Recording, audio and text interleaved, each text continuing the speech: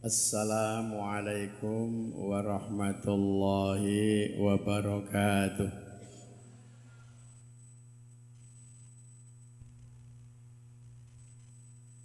A'udzu billahi minasy syaithanir rajim.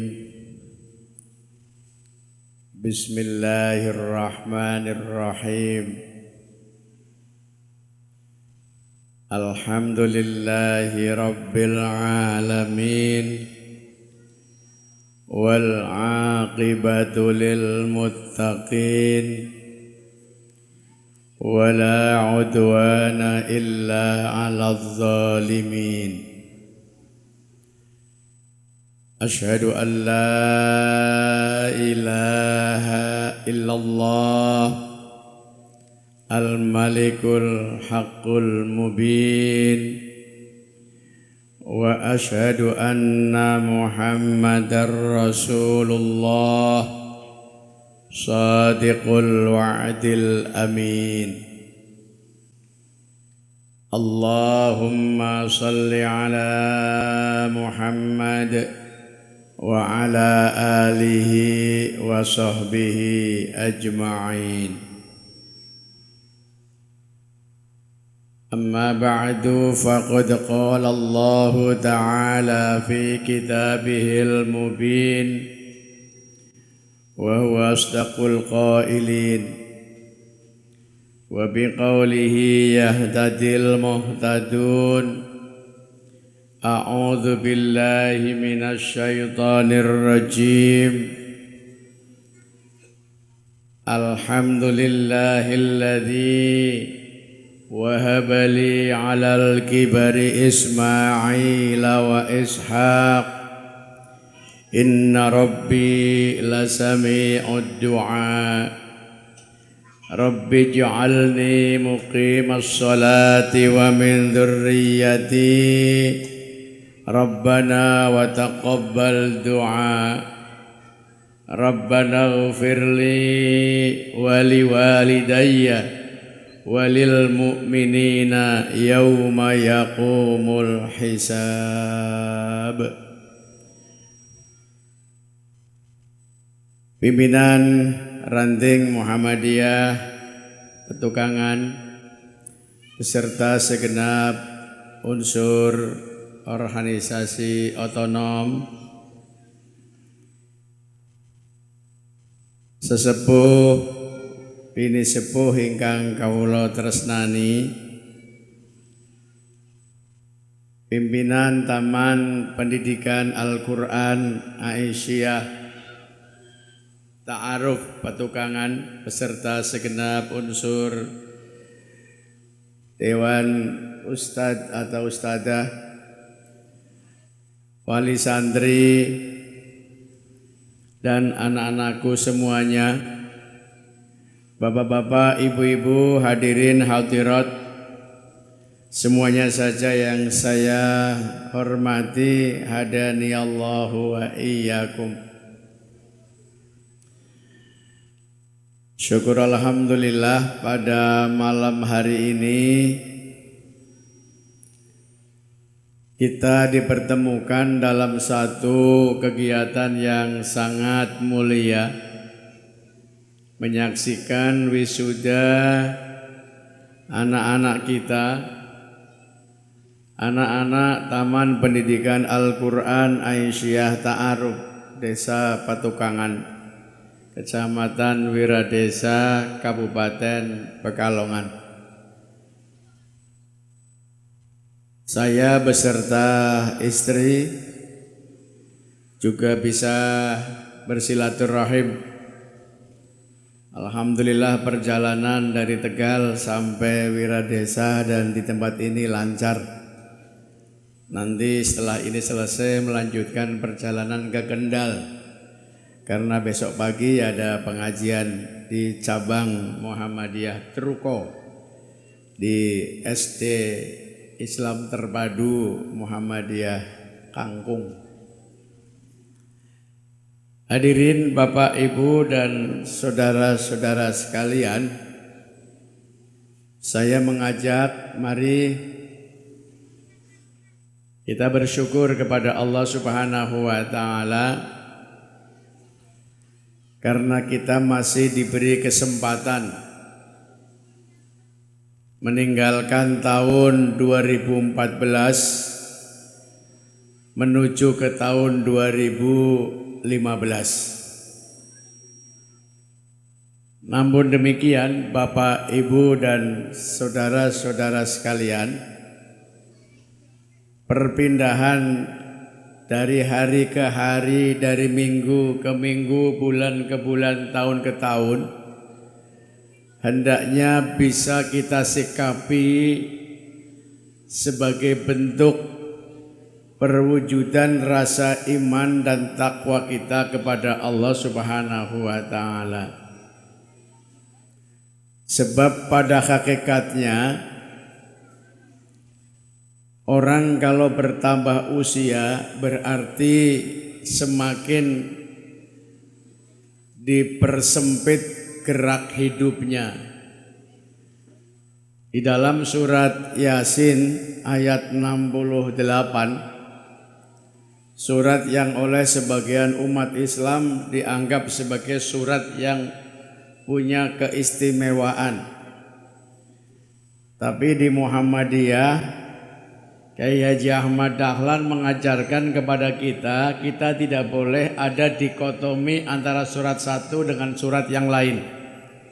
Tidak boleh ada diskriminasi antara surat satu dengan surat yang lain. Tidak boleh melebihkan surat-surat yang satu dengan surat-surat yang lain. Karena apa? Semua ayat-ayat Allah Subhanahu wa taala mempunyai kedudukan yang sama. Nuwun sewu, teng daerah tertentu kadang-kadang beranggapan bahwa surat tertentu mempunyai kelebihan tertentu sehingga yang dibaca ya cuma surat tertentu saja. Surat-surat yang lain dianggap tidak punya kelebihan sehingga hampir selama hidupnya tidak pernah membaca surat-surat yang lain kecuali surat-surat tertentu. Nah, Muhammadiyah tidak lagi membedakan antara surat yang satu dengan surat yang lain. Dengan harapan apa? Dengan harapan agar kita membaca Al-Quran secara tartil, secara utuh dari awal sampai dengan akhir. Sebab napa Bapak Ibu para rawuh, pada hakikatnya Nabi pernah menyatakan inna ahabbal amala indallahi adwamahu wa in qalla. Allah itu mencintai amal seseorang karena istiqomahnya, karena kontinunya, meskipun ya, amalan itu sedikit. Senajan amalin niku sak cuil tapi terus. Sehingga gambarannya begini, kalau orang satu hari satu malam menghabiskan satu Quran khatam 30 juz sepanjang hidup nggak pernah baca, itu kalah dengan orang yang satu hari satu ayat, satu hari satu ayat, satu hari satu ayat. Terus itu yang namanya adwamahu wa in qalla. Istiqomah meskipun sedikit. Ibu bapak para rawuh, di dalam surat Yasin ayat 68 Allah menyatakan wa man nu'ammirhu nunakkishu fil khalqi afala yaqilun. Itu dalam surat Yasin. Wa man nu'ammirhu, wa man lan sapa wonge nu'ammirhu ditambah umure, nunakishu fil khalqi, hakikatnya dia dikurangi kesempatan hidupnya dan dikembalikan kepada proses kejadian awalnya. Jadi kalau kita bertambah tahun itu berarti semakin dikurangi kesempatan hidupnya, semakin didekatkan kepada garis fitnessnya. Napa niku? Napa Bu? Yang keras. Bunyi mati kok ora angel temen sih. Ya, itu memang begitu Al-Quran. Wa man nu'ammirhu nunakkishu, sapa wonge ditambah umure berarti dikurangi kesempatan hidupnya. Nunakkishu fil khalqi, dikembalikan persis seperti kejadian awalnya. Apa maknanya? semakin tambah usia semakin berkurang. Kembali seperti anak-anak. Asalnya tenaga kita semakin waktu masih remaja kelihatan kuat, kelihatan sehat, tidak merasa capek. Tambah usia berkuranglah tenaga kita. Mata mulai berkurang penglihatannya, telinga mulai berkurang pendengarannya, rambut yang asalnya hitam berubah menjadi putih, fisik menjadi turun. Ibu bapak para rawuh, pada saat kita punya anak kecil, anak itu mau berdiri kita bantu agar bisa berdiri. Satu ketika kita berusia lanjut, kita akan berdiri pun dibantu oleh anak cucu kita. Leres napa mboten? Leres napa mboten? Itu surat Yasin ayat 68. Wa man nu'ammirhu nunakkisu fil khalqi afala yaqilun. Orang yang bertambah umur maknanya dikurangi kesempatan hidupnya. Ingkang kaping kalih Bapak Ibu para rawuh, kita berada di tahun 2015. Baru saja kita berpisah dengan tahun 2014. Tahun 2014 itu boleh dikatakan tahun bencana. Tahun bencana. Bencana apa? Dalam segala hal. Dalam segala hal. Ya bencana politik, ya bencana kebijakan kenegaraan. Ngitung BBM salah akhirnya diturunkan lagi. Itu karena salah, Pak, itu. Saestu itu ahli ekonomi mengatakan kenaikan BBM dari 6.500 menjadi 8.500 kemudian diturunkan lagi, itu bukan karena kebijakan pemerintah sayang kepada rakyatnya, karena kemarin ngitungnya salah. Nah, kalau tim ekonomi ngitungnya salah, apa enggak celaka itu? Sudah berapa triliun rakyat mengeluarkan uang untuk membeli BBM. Paham Bapak-bapak, Ibu-ibu? Saya diskusi dengan teman-teman ahli ekonomi, ternyata jawabannya itu bukan karena kebaikan pemerintah kepada rakyatnya, karena timnya presiden salah ngitungnya itu. Nah, kalau negara ngitungnya seperti ini, waduh bisa bahaya. Tahun 2014 itu tahun bencana. Bencana apa? Bencana macam-macam. Bencana ekonomi, bencana politik. Sepanjang hidup ada yang namanya DPR tandingan. Nggih napa mboten? Berapa bulan tidak bisa bekerja, siapa yang rugi? Rakyat. Belum lagi bencana-bencana yang lain. Baik bencana darat yang namanya banjir. Kemudian ada lagi tanah longsor di Dukuh Jemblung, Kecamatan Karangkobar. Kebetulan itu daerah saya untuk ngisi pengajian rutin di sana, Pak Gus. Di daerah Dukuh Jemblung itu. Belum lama dan belum selesai tertangani masalah-masalah yang berkaitan dengan korban bencana alam. Musibah datang lagi.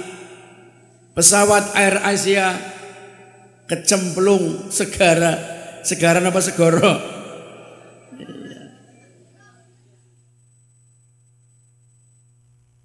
Kalau ditanya pertanda apa ini? Ya mungkin Tuhan mulai bosan melihat tingkah kita yang selalu salah dan bangga dengan dosa. Atau alam mulai enggan bersahabat dengan kita. Coba kita bertanya pada rumput. Itu nyanyiannya siapa? Happy, apal panjenengan itu.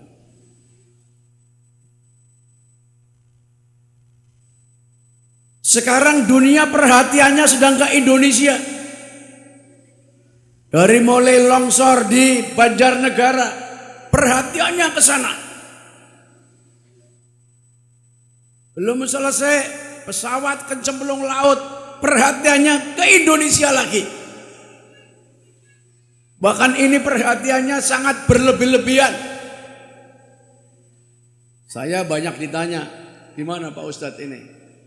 Ya kalau menurut saya, orang itu kadang-kadang masih berpihak kepada orang kaya.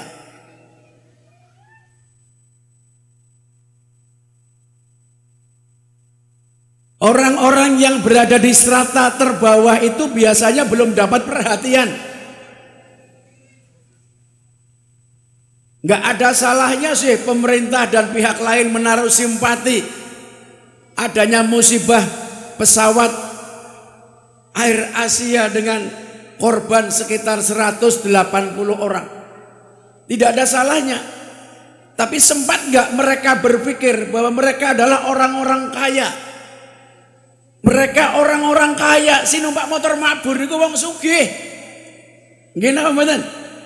Begitu nanti yang bersangkutan ahli warisnya dapat asuransi, itu bukan asuransi jutaan, itu miliaran itu setiap orang. Sementara nasib saudara kita yang kelongsoran, siapa yang nanggung asuransi? Yang di Banjarnegara sinten ingkang nanggung asuransi? Enggak ada kan? Enggak ada. Oh ternyata yang namanya masyarakat kita masih belum memandang secara adil. Betapapun itu sama-sama musibah. Oleh karenanya bapak-bapak, ibu-ibu, para rawuh, prolog ini mari kita jadikan sebuah renungan. Sebelum kita memasuki bagaimana sih seharusnya orang tua mempersiapkan generasi. Generasi yang Qur'ani itu generasi yang kayak apa? Ibu bapak para rawuh, kalau saya baca di dalam beberapa tafsir Al-Quran, kemurkaan Allah itu dipancing akibat ulah manusia. Jadi kalau tadi ada nyanyian mungkin Tuhan mulai bosan melihat tingkah kita yang selalu salah dan bangga dengan dosa, itu juga tidak salah. Mungkin Allah sudah bosan. Dalam kumpulan hadis-hadis qudsi itu ada penjelasan Allah akan menurunkan bencana yang sangat mengerikan manakala perilaku manusia memang memancing kemurkaan Allah. Apa itu perilaku yang memancing kemurkaan Allah? Nah, dalam beberapa hadis qudsi saya baca, yang pertama, Allah itu murka manakala manusia sudah berperilaku syirik. Ini yang sangat-sangat murka. Jadi kalau Allah sudah dipertandingkan dengan Tuhan-Tuhan lain, sudah disejajarkan dengan Tuhan-Tuhan lain, nuwun sewu bapak-bapak dan ibu-ibu, saya di Tegal itu ketua MUI. Ketika ada kegiatan yang namanya doa bersama, parade doa, saya orang pertama yang menolak. Jadi begitu ada forum yang namanya Forum Komunikasi Umat Beragama.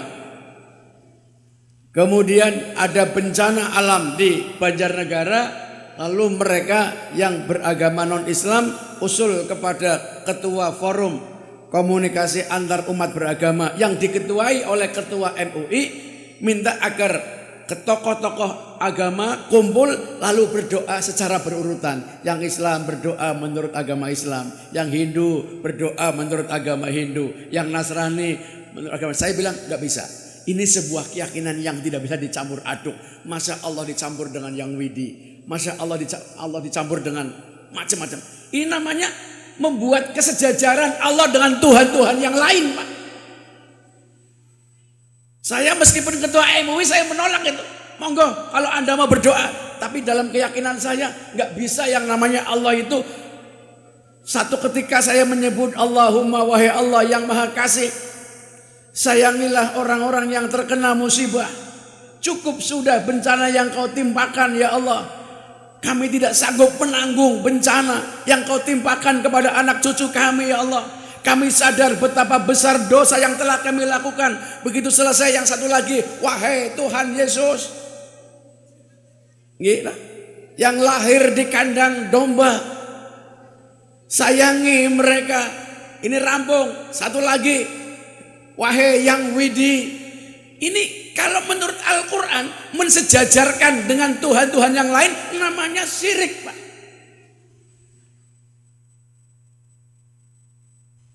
Jenengan boleh baca Al-Quran, silakan dibaca itu. Wattaqu fitnatal la tusibannalladzina dzalamu minkum khassah wa'lamu annallaha syadidul iqab.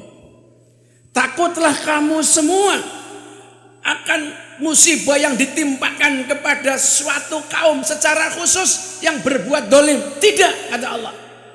Kalau Allah sudah menjatuhkan bencana, tidak dipilih-pilih. Apakah mereka yang berbuat salah saja? Tidak.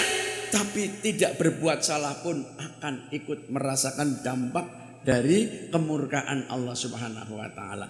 Nah, dari beberapa ayat yang saya baca, rangkuman hadis-hadis qudsi, ternyata salah satu perilaku manusia yang memancing kemurkaan Allah adalah perilaku syirik.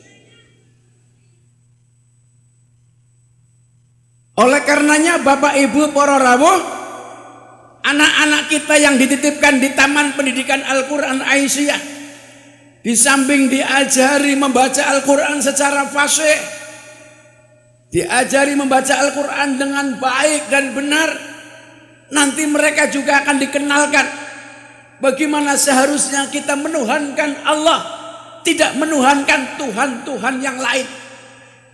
Bapak Ibu para rawuh, dari dulu nabi-nabi paling ngeri kalau orang berbuat syirik. Doa Nabi Ibrahim, panjenengan sudah hafal itu. Wa idh qala Ibrahimu rabbij'al hadzal balada aminan wajnubni wa baniya an na'budal asnam. Rabbi innahunna adlalna katsiran minan nas faman tabi'ani fa innahu minni wa man asani fa innaka ghafurur rahim. Wa idh qala lan nalikane ndonga sapa Ibrahim, Nabi Ibrahim, Rabbi ja'al hadzal balada aminan, ya Allah jadikan negara ini negara yang aman. Wajnubni wa baniya an na'budal asnam, saya mohon kepadamu ya Allah agar saya dan keturunan saya dijauhkan dari perbuatan menyembah asnam. Apa itu asnam?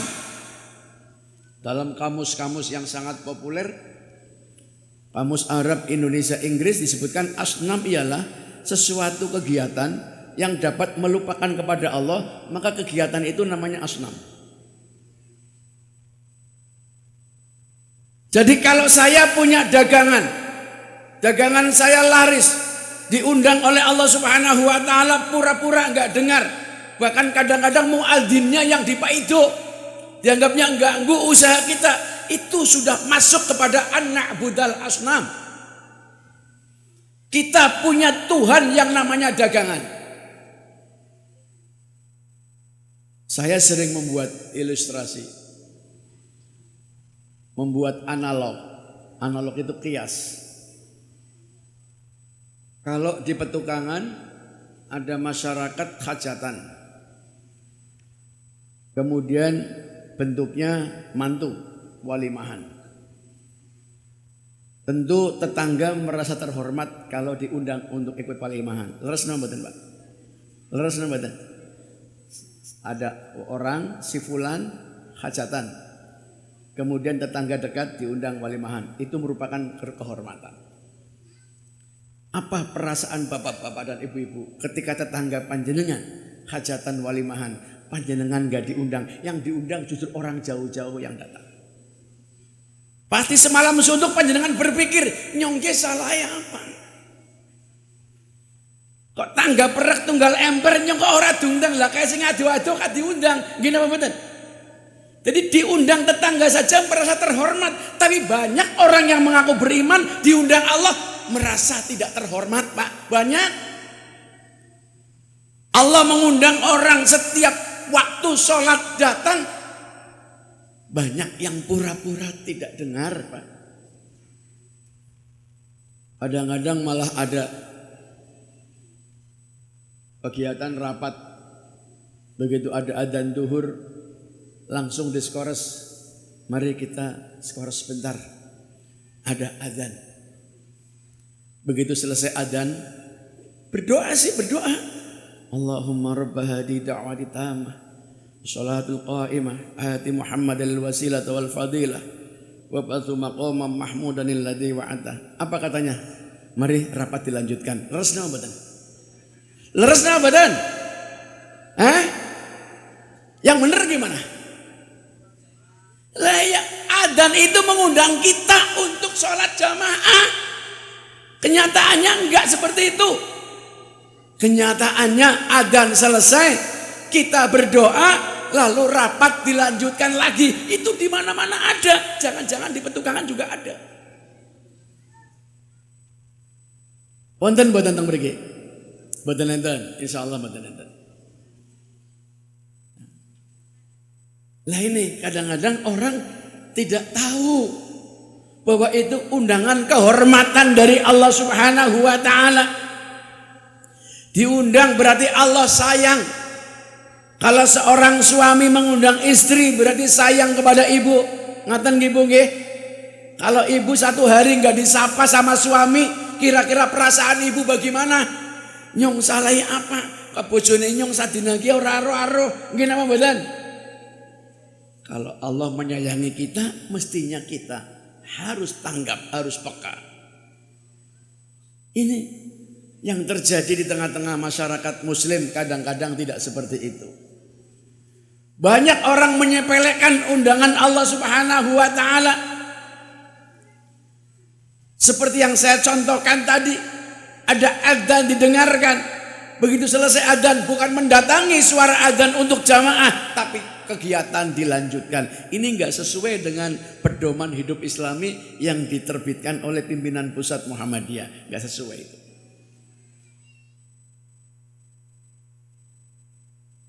Harusnya apapun kesibukan kita, begitu mendengar suara adzan, kita berhenti sejenak, kita datangi suara adzan. Di Tegal ada lagi. Ada satu kegiatan, kemudian kegiatan itu malah justru dilepas dengan adzan. Begitu adzannya selesai dikomati, berdikomati tinggal pergi. Ada Pak. Padahal adzan dan qomat kan untuk sholat jamaah. Di Tegal ada. Orang mau boyongan rumah Pak. Ini pindahan rumah diadzani. Wonten.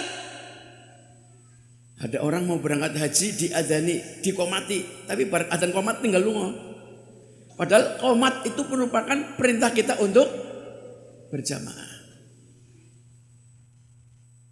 Bapak Ibu para rawuh, ini yang pertama.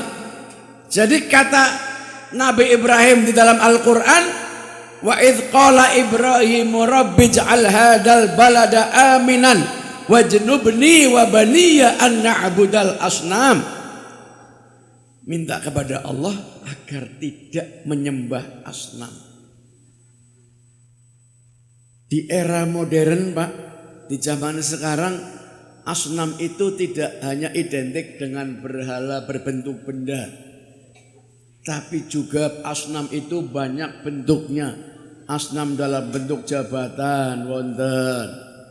Sebelum menjabat dia baik-baik, begitu dia menjabat jauh dari kebenaran, maka jabatan ini namanya asnam. Bapak-bapak, ibu-ibu, para rawuh, karena itu nanti panjenengan akan saya suguhkan hal-hal yang dapat memancing kemurkaan Allah. Yang pertama syirik. Yang kedua membuat aturan tandingan. Jadi seolah-olah Islam yang diturunkan oleh Allah melalui Nabi Muhammad berupa Al-Quran dan sunnah-sunnahnya ini belum lengkap. Maka perlu dilengkapi dengan karangan-karangan manusia. Ini juga nanti yang membuat Allah terpancing untuk menjatuhkan teguran kepada umat manusia. Namanya apa terserah panjenengan. Ya, namanya apa itu urusannya panjenengan, itu namanya apa. Ya, itu yang kedua. Yang ketiga, suudzon kepada Allah, buruk sangka kepada Allah. Nah, yang keempat, ini menurut beberapa ahli, Allah akan Murka manakala manusia menjadikan hidup sebagai tujuan. Bukan hidup dijadikan sebagai sarana untuk mencapai tujuan. Kenapa? Karena hidup ini hanya hitungan tahun. Sedangkan ada kehidupan yang tidak menggunakan hitungan tahun, yaitu kehidupan setelah kita mati. Inilah 4 hal yang nanti akan memancing Allah. Memancing untuk menurunkan teguran-teguran, bahkan bencana-bencana. Oleh karenanya tanamkan tauhid kepada anak-anak kita. Generasi Quran itu maknanya generasi yang menempatkan Allah di atas segala-galanya. Sayang-sayang bapak-bapak, ibu-ibu, para rawuh, kita berdoa kepada Allah minta diberikan keturunan yang soleh dan solehah. Doanya sangat bagus. Rabbana hablana min azwajina wa dzurriyyatina qurrata a'yun waj'alna lil muttaqina imama. Tetapi tidak ditindaklanjuti dengan bimbingan tauhid yang benar, maka akan muncul generasi-generasi sebagai penyembah-penyembah berhala.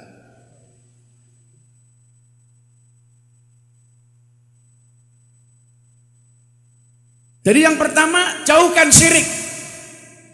Karena syirik adalah sesuatu yang amat sangat dibenci oleh Allah, dan berulang kali Allah dalam Al-Quran menyampaikan dosa syirik adalah dosa yang tidak terampuni.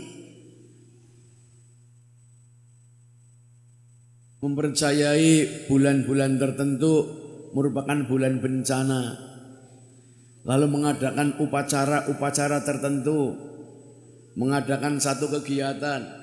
Di Tegal ada yang namanya sholat tolak bala. Ya.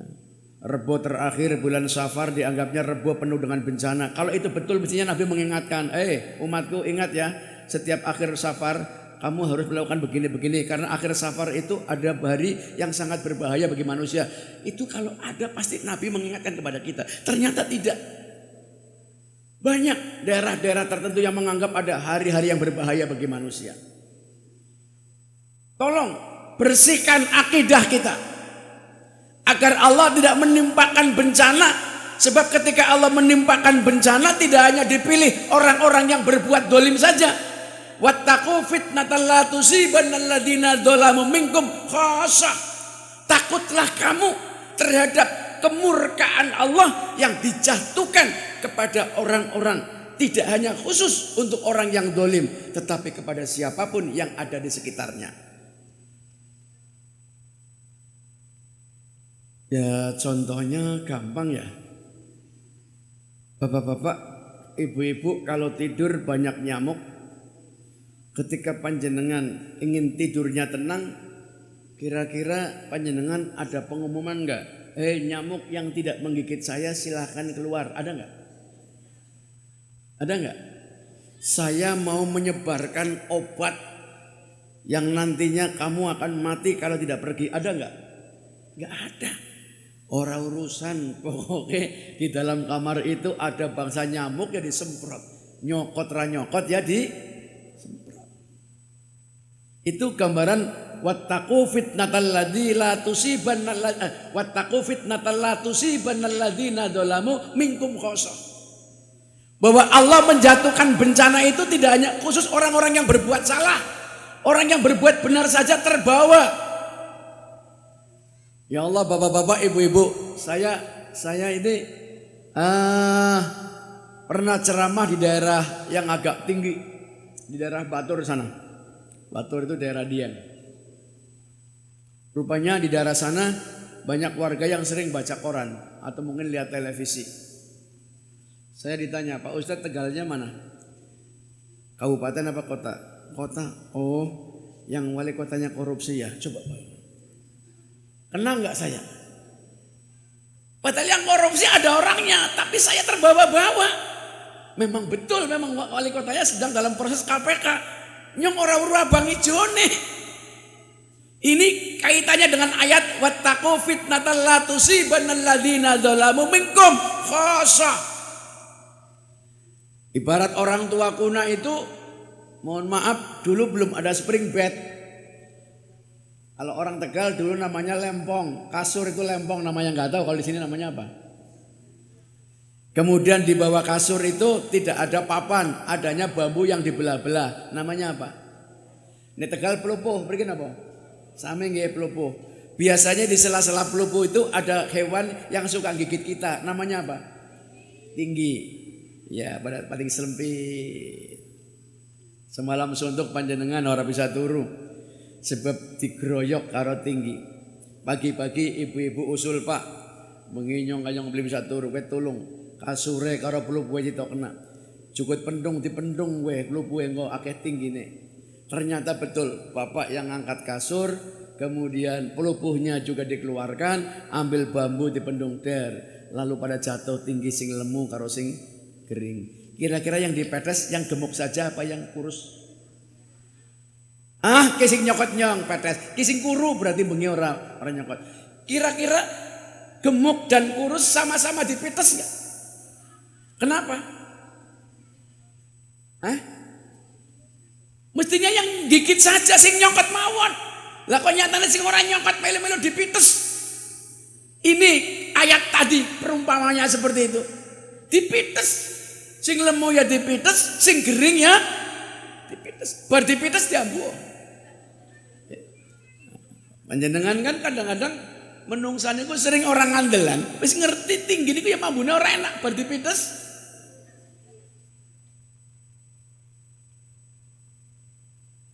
Jenengan badai medal saking griya wis ngerti grimis.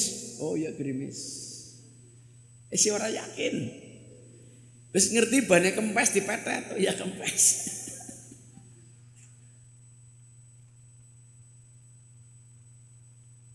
Jadi ini tolong yang pertama. Syirik hindarkan. Karena selama manusia yang mengaku muslim, mengaku mukmin berbuat syirik, Allah pasti akan menjatuhkan bencana. Berbeda dengan kafir. Kalau mau kafir, kafir sekalian. Syirik itu adalah orang-orang Islam. Orang yang mengaku beriman kepada Allah tetapi memiliki keyakinan adanya kekuatan lain di luar Allah Subhanahu wa taala. Oleh karenanya dalam Al-Qur'an kan orang syirik kan najis. Innamal musyrikuna najasun. Najis iktikadnya.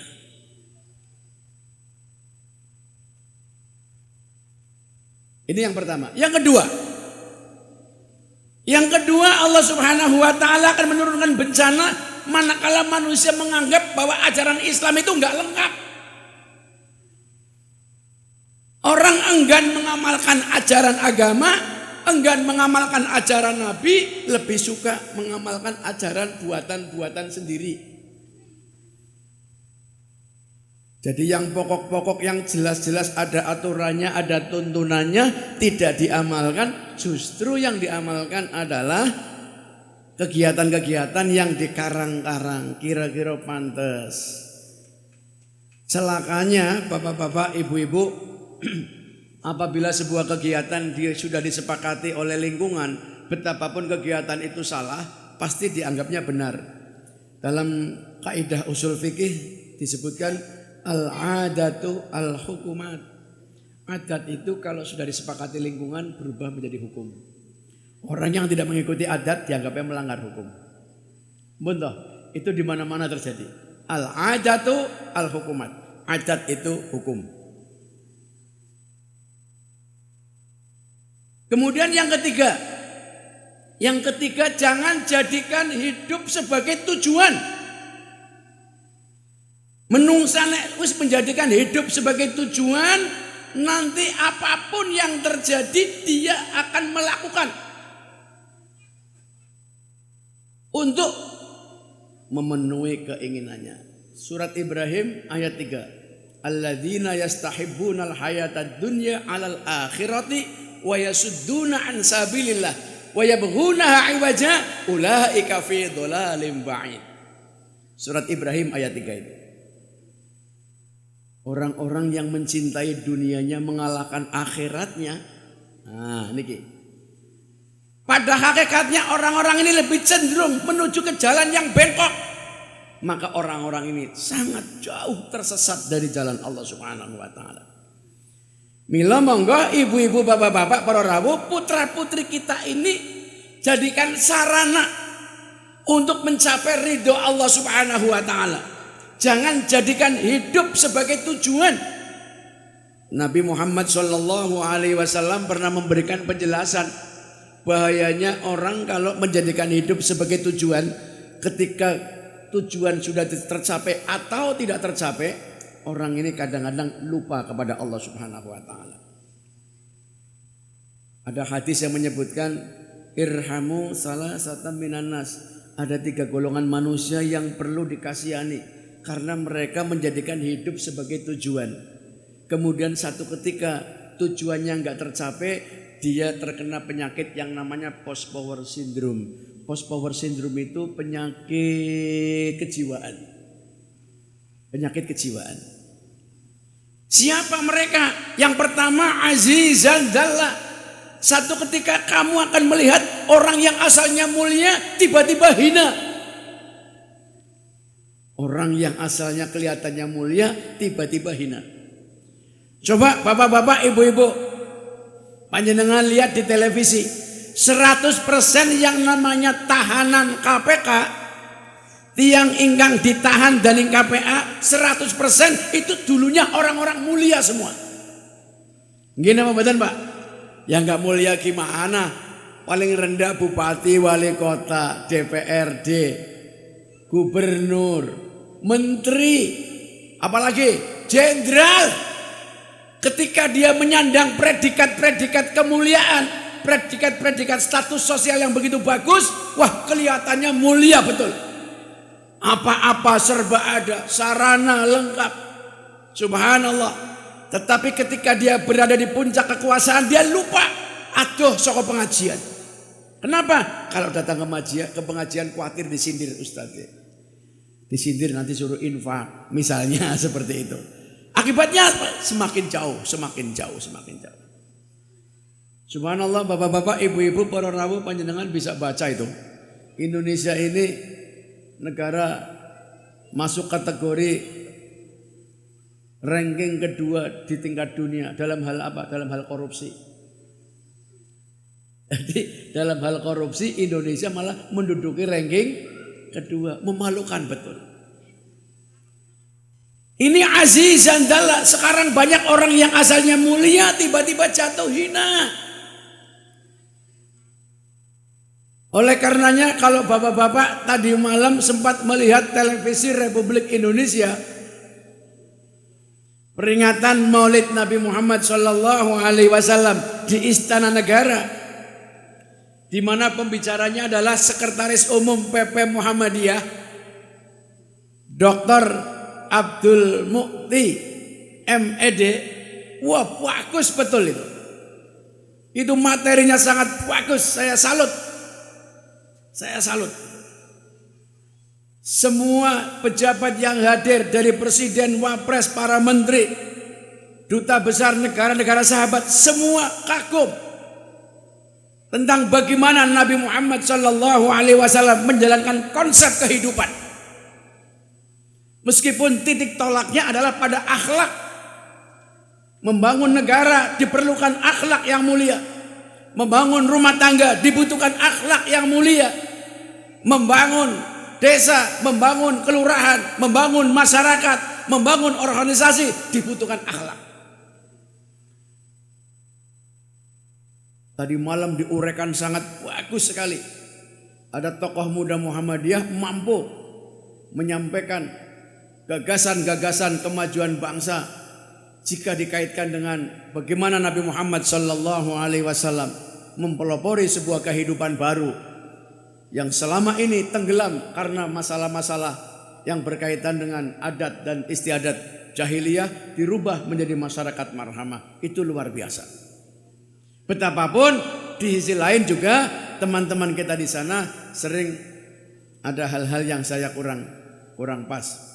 Tapi tidak usah saya sampaikan di dalam forum ini karena itu menyangkut masalah hal-hal yang sensitif ya, sensitif. Saya sudah sempat SMS kepada Mas Din Samsudin. Secara kebetulan Din Samsudin kan junior saya. Saya sudah di Pemuda Muhammadiyah, Mas Din masih di IMM. Ya, apalagi Mas Abdul Mukti, saya sudah di pimpinan Pusat Pemuda Muhammadiyah, beliau masih di tingkat Kota Semarang. tak SMS semua, Anda statementnya nggak pas, ya, tidak menghargai apa yang menjadi keputusan Ketua MUI yang lama yaitu Profesor Dr. Hamka tentang, ya saya nggak usah saya sebutkan ya, karena itu memang sesuatu yang sangat-sangat prinsip. Ya. Bapak-bapak, ibu-ibu dan saudara-saudara sekalian, ini mari kita jadikan hidup ini sebagai sarana untuk mencapai tujuan akhir. Apa tujuan akhirnya? Kehidupan nanti. Karena kehidupan sekarang hitungannya hanya tahun. Kehidupannya hanya tahun. Sedangkan kehidupan nanti di akhirat bukan kehidupan tahun lagi. Sudah abadan abadin. Oleh karenanya Bapak Ibu para rawuh, malam hari ini saya senang sekali menyaksikan anak-anak kita tadi telah baca Al-Quran dengan fasih. Yang tentunya kita yang sepuh-sepuh kalau mendengarkan ayat-ayat Al-Quran dibaca oleh anak cucu kita, hati kita terasa tenang. Ala bidzikrillahi tatmainnul qulub. Ingatlah, dengan zikir kepada Allah tenanglah hati ini. Oleh karenanya Muhammadiyah berharap kepada kita agar kita mampu menciptakan generasi yang ahli zikir sekaligus ahli fikir. Jadi sinergi antara zikir dan fikir. Jangan hanya zikir tok. Wong nek zikir tok tanpa fikir gampang diapusi. Wong zikir terus pikirannya ra jalan gampang dibodoni. Kemudian yang kedua, orang ahli mikir tok tanpa zikir gelem ngapusi. Nah niki. Jadi para koruptor itu ahli pikir, tapi zikirnya kurang, akhirnya ngapusi. Sing diapusi orang mung nyong sampean tok, negara mawon diapusi, Pak. Nggih. Oleh karenanya mari kita jadikan generasi kita ahli fikir dan ahli zikir. Anak-anak kita tadi membaca Al-Quran dengan fasih, subhanallah. Salah satu tujuan kita berumah tangga ingin mendapatkan keturunan. Silakan baca surat Ali Imran ayat 14. Bahwa makhluk sosial itu cirinya keinginannya banyak. A'udzubillahi minasyaitonir rajim. Zuyyina linnasi hubbus syahawati minan nisa wal banin wal qanatiril muqantarati minadh dhahabi wal fiddah wal khailil musawwamati wal an'ami wal hars dzalika mata'ul hayatid dunya wallahu indahu husnul ma'ab. Niki ciri manusia sebagai makhluk sosial. Allah menyatakan dalam surat Ali Imran ayat 14, menungsa kue makhluk sosial, kepenginannya akeh nemen. Kepenginannya banyak sekali. Berbeda dengan hewan. Kalau hewan itu kepenginannya cuma dua, makan kenyang selesai, lalu melampiaskan nafsu biologis. Wis rampung. Hewan orang mikirnya pengen duwe mobil, pengen duwe motor orang. Pokoknya wis mangan waret nggih pun pinggir. Enggak ada yang namanya ayam makan kenyang lalu bungkus ngomong kawan mboten enten. Sing kuatir orang keduman panganan sinten? Ayam napa menungsa? Nah, menungsa niku sinten? Makanya dalam Al-Quran itu ada dua, ada manusia, ada orang. Kita ini masuk yang mana? Orang apa manusia? Jadi nanti ada ayat yang membedakan antara manusia dan orang. Iya, kalau kita melihat subhanallah yang namanya ayam cukup makan kenyang, setelah itu minggir.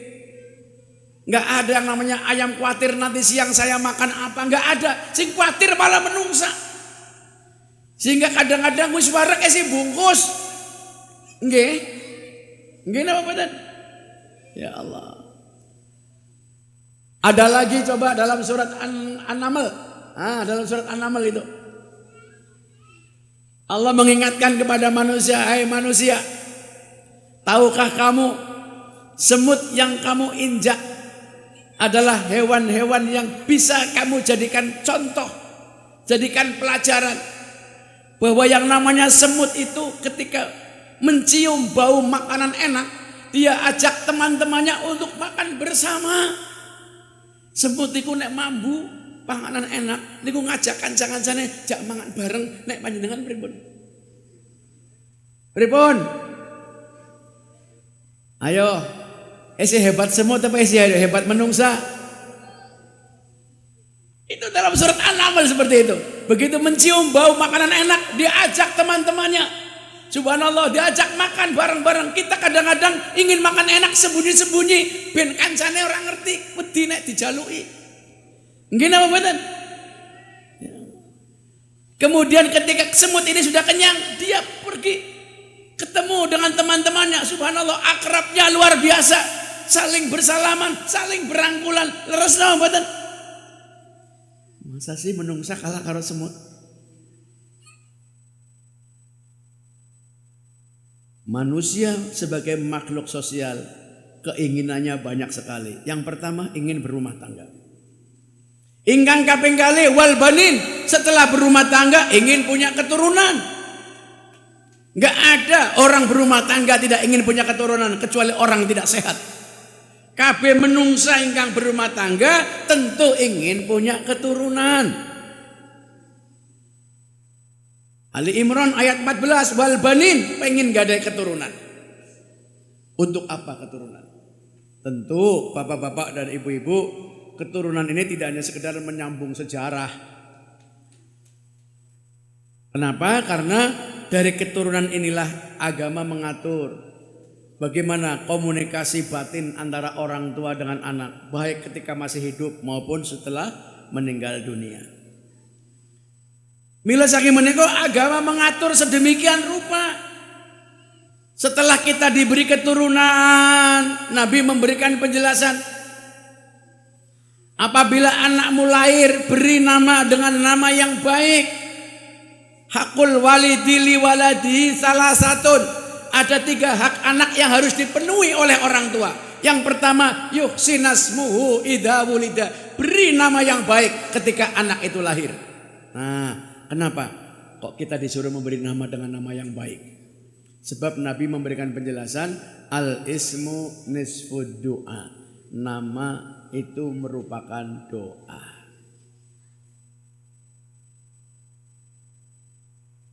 Kita bukan agama yang tidak memahami tentang masalah ini. Kalau agama non-Islam sih mereka mengatakan what is the name, apa arti sebuah nama. Tapi kalau dalam Islam jeneng niku diperhatikan betul. Yuhsinasmuhu idza wulida. Beri nama yang baik ketika anakmu lahir, karena nama itu mengandung doa. Dengan nama yang baik didoakan agar anak ini perjalanan hidupnya sebaik namanya. Mila nyuwun tulung Bapak Ibu para rawuh warga masyarakat Patukangan nek kagungan putra-putri taksi alit taksi bayi badhe dipun paringi jeneng nggih takon kali Ustaz, wong mboten bayar kok, paling nyangking gula teh tok mung pantes-pantes. Nggih to? Lah nggih. Kira-kira namanya siapa Pak Ustaz supaya mengandung doa ingkang sae. Soalnya teng Tegal niku wonten ada orang tua memberi nama anak tidak paham bahwa nama adalah doa. Bayi diberi nama Ribut. Teng Tegal wonten ada anak diberi nama Ribut. Ribut itu kan tukang bikin kisruh. Berarti orang tuanya mendoakan agar anak ini sepanjang hidupnya ribut terus. Insya Allah teng Patukangan mboten enten. Nama Ribut nggak ada insya Allah. Ibu-ibu Aisyah memberi nama ini pasti ada tujuannya. TPA Aisyah Ta'aruf. Kenapa nggak cukup Aisyah kok ada ta'arufnya? Ya karena ada tujuan. Agar anak ini saling mengenal, saling bersilaturahim, saling mengangkat saudara. Itu yang namanya al-ismu nisfud doa. Nama adalah doa. Wong dibuat namanya baik aja kadang-kadang perilakunya nggak baik kok Pak. Ingkang kaping kalih yu'allimahul kitaba idza aqala. Kewajiban tiang sepa datang putra-putrinya adalah mendidik agar anak ini bisa baca dan bisa nulis. Kewajiban mendidik anak bukan pada guru tapi pada orang tua. Hanya karena orang tuanya tidak punya ilmu, tidak punya kemampuan, maka orang tuanya punya kewajiban bagaimana agar anak ini bisa membaca dan menulis. Yu'allimahul kitaba idza aqala. Bapak-bapak para rawuh, anak ini termasuk nanti akan dimintakan pertanggungjawaban oleh Allah Subhanahu wa taala. Karena anak merupakan bagian dari nikmat. Oleh karenanya Panjenengan termasuk insya Allah orang-orang yang berbahagia, orang-orang yang beruntung, menitipkan putra-putrinya masih kecil-kecil sudah dididik untuk belajar membaca dan menulis Al-Quran. Saya tidak tahu di Kabupaten Pekalongan, di Kota Tegal ini sudah dirintis rancangan peraturan daerah tentang pemberantasan buta huruf Al-Quran. Peraturan daerah tentang pemberantasan buta huruf Al-Quran nanti akan menjadi salah satu syarat. Begitu anak ini lulus SD mau masuk SMP, maka syaratnya itu ada tes tambahan, tes membaca dan menulis Al-Quran serta melampirkan ijazah Taman Pendidikan Al-Quran atau ijazah diniyah. Supaya apa? Supaya anak-anak muslim tahu persis bahwa kewajiban saya, kewajiban muslim adalah memahami firman Allah Subhanahu wa taala. Nah, mudah-mudahan di Kabupaten Pekalongan, yang namanya juga kota santri, anggota dewannya untuk segera memikirkan membuat peraturan daerah agar ada satu kekuatan hukum, setiap anak yang lulus SD itu tidak hanya bisa membaca dan menulis Al-Quran, tetapi juga bisa mengamalkan Al-Quran, mengamalkan Al-Quran secara baik. Ini penting. Sebab kalau bukan dari sekarang, kapan lagi? Negara akan semakin rusak manakala generasi ini tidak dikenalkan dengan Al-Quran. Mila saking menika bapak-bapak, ibu-ibu, para rawuh, monggo putra-putri panjenengan yang belum dititipkan di TPQ Aisyah Ta'aruf mulai dari sekarang dipersiapkan. Orang-orang tua harus berterima kasih kepada ustazah-ustazah kita ini. Sebab apa? Saya sebagai orang yang tidak hanya bisa baca Al-Quran, saya itu termasuk hafidh Quran. Itu nggak bisa mengajarkan kepada anak-anak saya. Kenapa? Kalau anak diajari orang tua banyak alasan, Pak. Tapi kalau yang ngajar orang lain itu gampang. Ya. Jadi kalau panjenengan menitipkan putra-putri di madrasah, insya Allah tidak salah. Panjenengan akan memperoleh investasi yang sangat luar biasa dari Allah Subhanahu wa taala. Bapak, Ibu, para rawuh, oleh karenanya mari pada pengajian malam hari ini saya berharap agar bapak-bapak dan ibu-ibu yang sudah mendirikan Taman Pendidikan Al-Quran Aisyah Ta'aruf hendaknya bisa menghidupkan TPQ ini secara baik. Sebab mohon maaf, biasanya di daerah-daerah tertentu itu hanya bisa mendirikan tetapi nggak bisa memelihara. Saya pernah nyindir di daerah lain, ada orang membangun amal usaha Muhammadiyah atau ortomnya. Apakah TPQ, apakah diniyah, apakah MI, apakah SD, apakah SMP, apakah SMA. Itu biasanya kalau sudah terbangun menjadi sebuah kebanggaan. Lalu orang-orang Muhammadiyahnya itu cerita kepada orang lain, sekolahkan anakmu di sekolah Muhammadiyah. Tetapi keluarganya sendiri banyak yang tidak disekolahkan di sekolah Muhammadiyah. Itu di daerah lain banyak, Pak. Kalau di sini insya Allah sama. Ya. Tapi tidak banyak, ya cuma sedikit. Nah, oleh karenanya mudah-mudahan pengajian pada malam hari ini mampu mengetuk hati bapak-bapak dan ibu-ibu, khususnya warga masyarakat desa Patukangan, untuk mendidik putra-putrinya dengan menitipkan di TPQ Aisyah Ta'aruf agar nanti putra-putri kita menjadi putra-putri generasi yang Qur'ani. Allahumma amin ya mujibas sa'ilin. Saya kira begitu bapak-bapak, ibu-ibu dan hadirin yang berbahagia. Pengajian singkat yang saya sampaikan mudah-mudahan bisa bermanfaat. Insya Allah bapak-bapak dan ibu-ibu termasuk orang-orang yang akan senantiasa mendapatkan teman setia besok di alam barzah. Kenapa? Karena Nabi menyatakan orang yang ahli tadarus Al-Quran besok di alam barzah tidak kesepian. Teman setia bapak ibu adalah Al-Quran yang senantiasa dibaca setiap hari. Itulah kehebatan Al-Quran. Satu lagi, ketika Allah Subhanahu wa taala memerintahkan Nabi Muhammad memberikan syafaat, itu juga Al-Quran usul. Wahai Allah, saya juga mohon diberi kesempatan memberi syafaat kepada orang-orang yang di dunianya mencintai kalammu, mencintai firman-Mu. Jadi kalau panjenengan suka membaca Al-Quran, insya Allah panjenengan termasuk orang-orang yang nantinya akan memperoleh teman setia, yakni Al-Quran, baik di dalam alam barzah maupun di akhir akhirat nanti. Allahumma amin ya rabbal alamin. Saya kira begitu bapak-bapak, ibu-ibu dan hadirin. Mudah-mudahan yang saya sampaikan sekali lagi bermanfaat.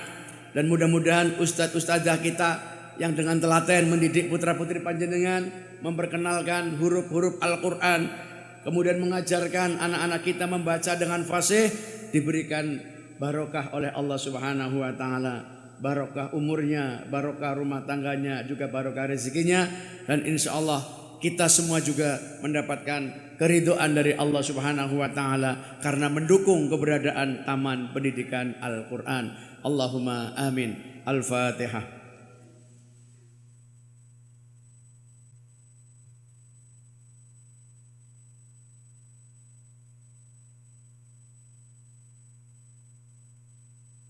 A'udzu billahi minasy syaithanir rajim. Bismillahirrahmanirrahim. Alhamdulillahi rabbil alamin. Assalatu wassalamu ala Muhammadin asyrafil anbiya'i wal mursalin wa ala alihi wa sahbihi ajma'in. Alhamdulillahi rabbil alamin hamdan syakirin hamdan na'imin hamdan yuafi ni'amahu wa yukafi'u mazidah.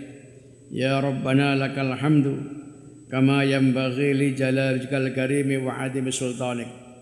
Alhamdulillahilladzi wahaba li 'alal kibari Ismaila wa Ishaq. Inna rabbi lasami'ud du'a. Rabbi ij'alni muqimas salati wa min dzurriyyati rabbana wa taqabbal du'a. Rabbana ighfir li wa li walidayya wa lil mu'minina yawma yaqumul hisab. Rabbana hab lana min azwajina wa dzurriyyatina qurrata a'yun waj'alna lil muttaqina imama. Allahumma rzuqna fahman nabiyyin wa hifdzal mursalin. Allahumma 'allimna ma jahilna wa dzakkirna ma nasina. Allahumma hdina bihudaka wa la tuwallina 'ala man siwa.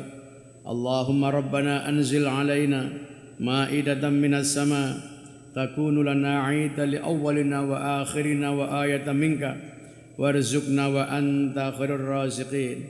Allahumma ahyina mu'minina ta'i'in wa tawaffana muslimina ta'ibin wa alhiqna bis salihin wa adkhilna mimman ya'khudul kitaba bil yamin wa adkhilna yawmal faza'il akbari aminin wa adkhilna bi rahmatika wa karamika fi jannatin na'im wa najjina bi 'afwika bi hilmika minal 'adzabil alim.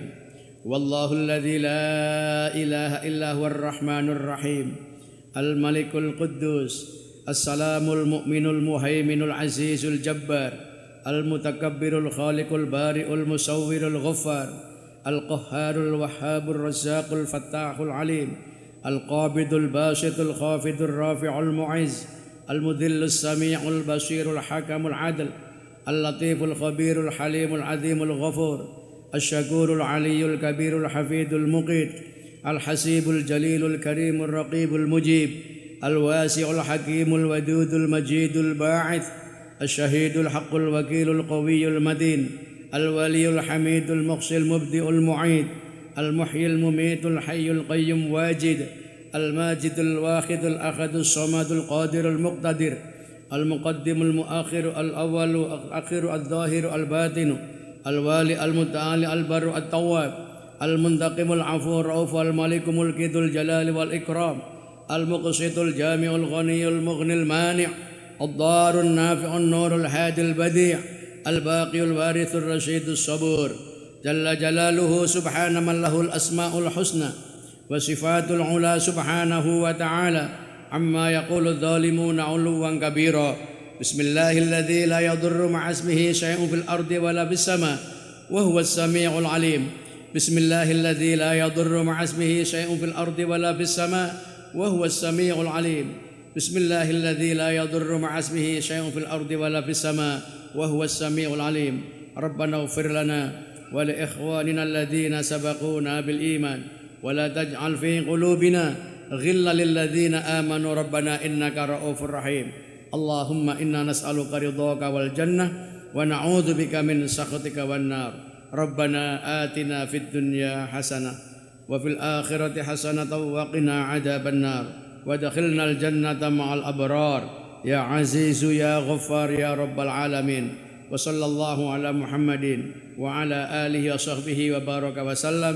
سبحان ربك رب العزة عما يصفون wa salamun alal mursalin walhamdulillahi rabbil alamin. Subhanakallahumma bihamdika asyhadu an la ilaha illa anta astaghfiruka wa atubu ilaik. Mohon maaf atas segala kurangannya. Assalamualaikum warahmatullahi wabarakatuh.